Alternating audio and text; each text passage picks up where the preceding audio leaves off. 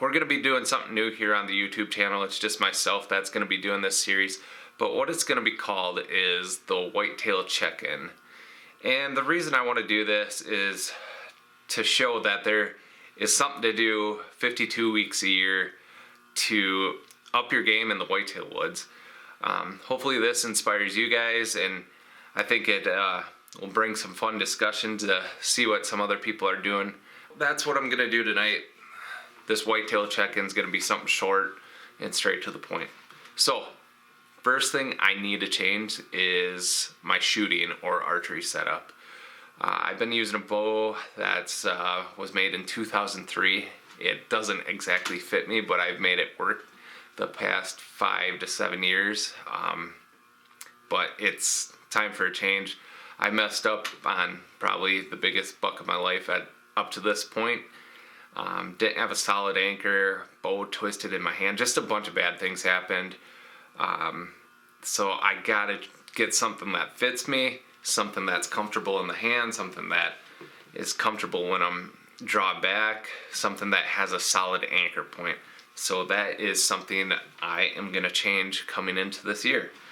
The next thing that I need to improve on is getting a better feel of the yardage when I'm actually in the stand or on the ground or wherever I am.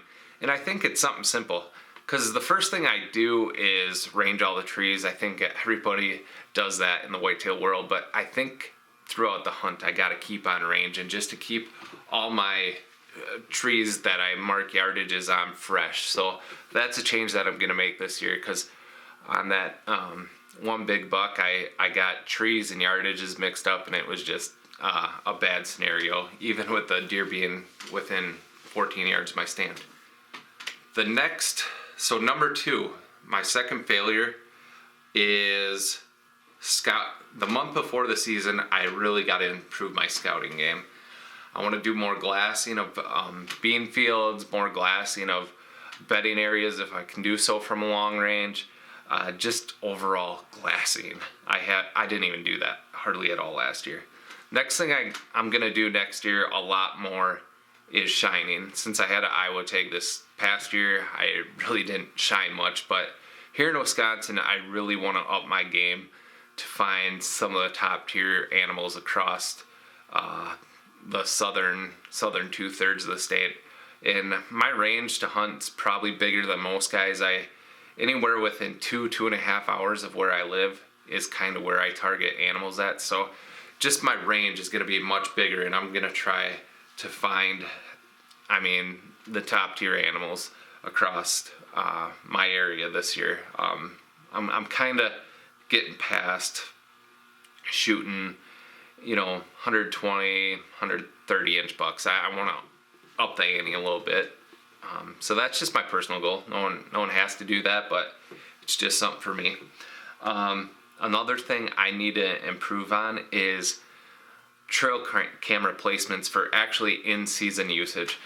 Typically, I use a lot of trail cameras for intel for the coming years, but I'd like to have about a handful of cameras this coming year to actually use for in-season intelligence. Is something that I need to improve on. The third thing that I need to improve on is early season morning sits.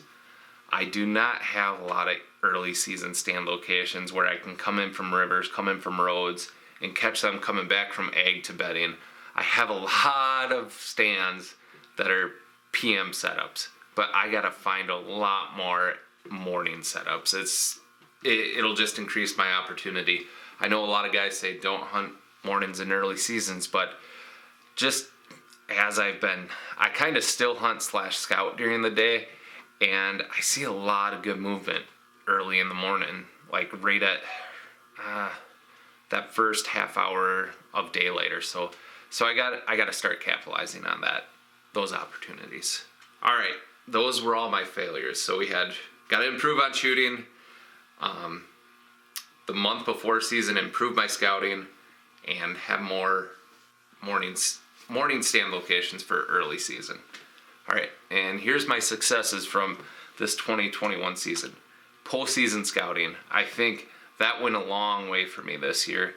I scouted my butt off in Iowa to find where I felt the deer were going to be for certain times of year.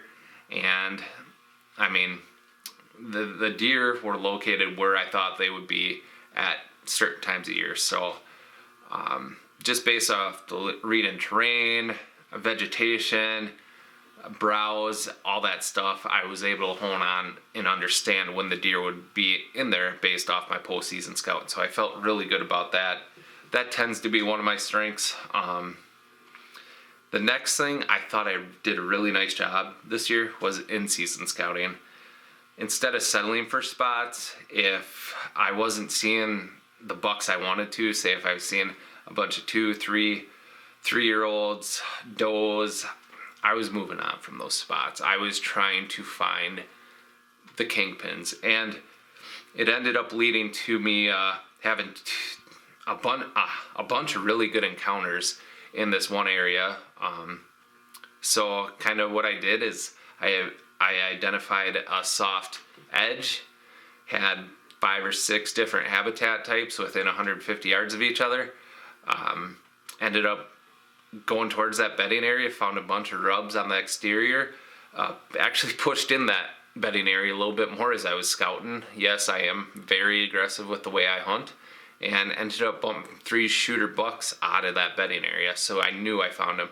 And just based off of me bumping them and how they were laying in there, I knew they would come back to that location, just due to the fact of them being confident. I knew they weren't leaving that bedding location because no one else had been in there. And that ended up paying off because my buddy Zeb harvested one the day after, and the same day I had an encounter with the biggest buck of my life, and I screwed up on that shot like I talked about earlier. So getting after those bucks, getting in their core, finding their core is something I did a really good job with this year. And the third thing where I succeeded this year was adjusting to human pressure. I avoided your typical funnel spots where everyone else was sitting down in the valleys. I had a lot of guys sitting down there. I did a good job of finding the pockets where other hunters weren't hunting. And the other thing that I did a really nice job on this year was monitoring parking lots. If I noticed a parking lot had 4 or 5 trucks in it, I would just move on. I'd go somewhere where people weren't hunting.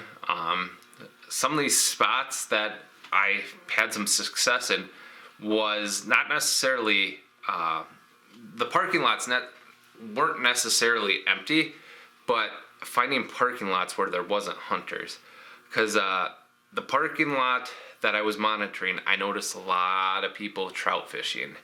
And I interacted with quite a bit of them, and they said they weren't seeing any hunters hunting on that piece.